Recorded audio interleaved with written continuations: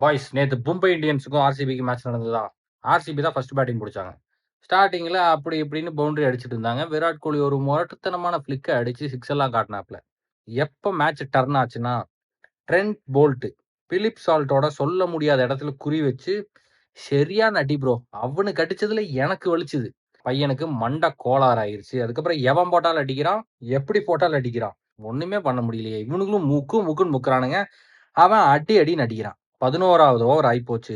Already 120 அடிச்சு போட்டானுங்க. Philip salt அப்ப out ஆகி கிளம்பிட்டாப்ல. அதுக்கப்புறம் ரஜத் பட்டிதார் வந்தான் பாஸ். இதுக்கு முன்னாடி 3 மேட்ச்ல என்ன பண்ணான்னு நீங்க எடுத்து பார்த்தீங்கன்னா தெரியும். அதே தான் இந்த மேட்ச்லயும் பண்ணான். போன மேட்ச்ல யூஸ் பண்ண முடியல. ஆனா இந்த மேட்ச்ல யூஸ் பண்றேன். பட்டிதாரு படம் எடுத்து ஆடிட்டான். ஒரு பாயிண்ட்ல 11 பாலுக்கு 44 ரன் அடிச்சிருந்தான். ஒரே 6. 12 பால்ல 50ய போட்டிருப்பான். விராட் கோலி மண்டை திருக்கிட்டாப்ல. வைடா போட்டிருந்தானுங்க. 2 ரிவ்யூ நாசமா போயிருச்சு. இந்த காரணத்தினால தலைவன் சரியான அப்செட். இப்ப மட்டும் அடிக்க ஆரம்பிச்சான்னா, வரலாறு காணாத அளவுக்கு அடிப்பான் அப்படின்னு நினைச்சா அடுத்த பாலே அவுட். பட்டிதாரு புகை போட்டு முடிச்சுட்டு அவுட் ஆயிட்டாப்ல. இப்போ டிம் டேவிடும் ஜித்தேஷும் டெஸ்ட் இன்னிங்ஸ போட்டிருந்தாங்க. அதுக்கப்புறம் சித்தப்பா முடிவு பண்ணிட்டாப்ல. இதுக்கப்புறம் விட்டா சரிப்பட்டு வராது. நம்மால் கடைசியில விட்டு காட்டுன்னு காட்டுனதுல 240 ரன் அடிச்சு போட்டானுங்க. 14வது ஓவர் இருக்கும்போது, ஓஹோ! ஒருவேளை 300 அடிச்சிருவானுங்களாட்டிருக்கு. அந்த பிளவுல தான் போயிட்டு இருந்தானுங்க. ஆனா மிஸ் ஆயி போச்சு. மொரட்டு ரன் சேஸ் பண்றதுக்காக ரிக்கில்டனும், ரோஹித் சர்மாவும் வந்தாங்க.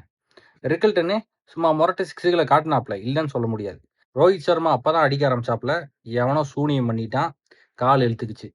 கால் இழுத்துக்கிட்ட காரணத்தினால ரிட்டயர்ட் ஆகி வேண்டியதா போச்சு. 7 ஓவருக்கு 70 ரன் பக்கம் அடிச்சுட்டானுங்க. Rickelton out. திலக் வர்மா வந்தான், வீட்டுக்கு போயிட்டான். மும்பை இந்தியன்ஸுக்கு ஒளி தெரியுதுன்னா, சூரியகுமாரும், ஹர்திக் பாண்டியாவும் தான் இருந்தாங்க. அவங்க அடிச்சாங்க. இல்லன்னு சொல்ல முடியாது. என்ன பிரச்சனைன்னா, அங்க 240 அடிக்கணும். அதெல்லாம் சாதாரண விஷயம் கிடையாது. அதுக்கப்புறம் ஹர்திக்கும், சூரியகுமாரும் அவுட் ஆனதுக்கப்புறம் என்னத்த போய் சொல்றது? சொல்றதுக்கெல்லாம் ஒண்ணும் கிடையாது.